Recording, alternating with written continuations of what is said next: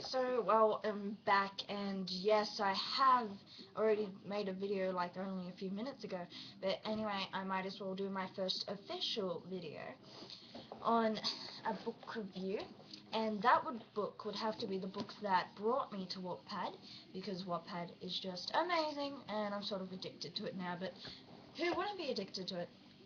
Great people, great stories.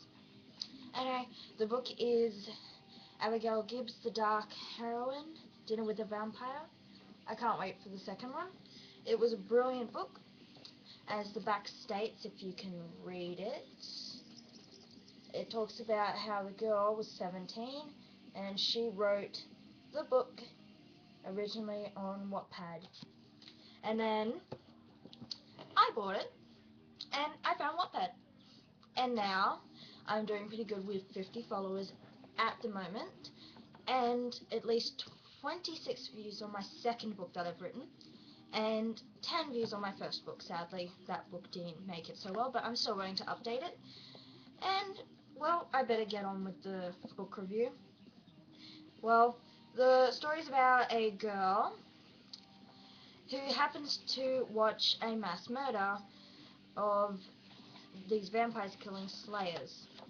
Now, Violet didn't mean to be in the middle of that problem. She was just waiting for her friend because she couldn't sleep, according to something like that. But and this vampire ends up kidnapping her, so she is stuck in a house full of vampires.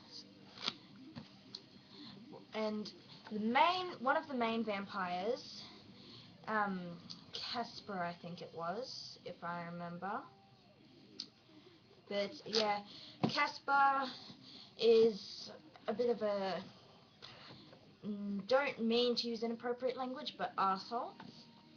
And she absolutely hates him until something happens later on, but I don't want to ruin the story for anyone who actually might watch this and want to read it. But yeah, so something happens between them, but Casper's, I think it's brother or best friend, I haven't read the book in a few days, but he has feelings for Violet, so he seems to fall for Violet, but Violet doesn't feel that way about him, and she, well, it's hard to explain, but she doesn't feel that way for him, but he still wants her, and something happens between them and things like that. But then, but yeah, and then her father is a really powerful person, and he's trying to get her off the vampires, and it doesn't go to plan in the end, well, just before the end, where they find out that she was keeping something huge from them after she only figured it out herself, and she discovers that she is something more than what she thought she was, and she doesn't take it very well at first, but a lot of things happen to her, and she is lucky she's surviving. But it's very gripping, especially for the age that she wrote this. It was just amazing. See, I finished it in about the first day I had it, and I thought it was brilliant. And I think that other people should read it because it is a brilliant book. I don't think it is age appropriate for, well, my age, considering not many people my age are mature, as I am.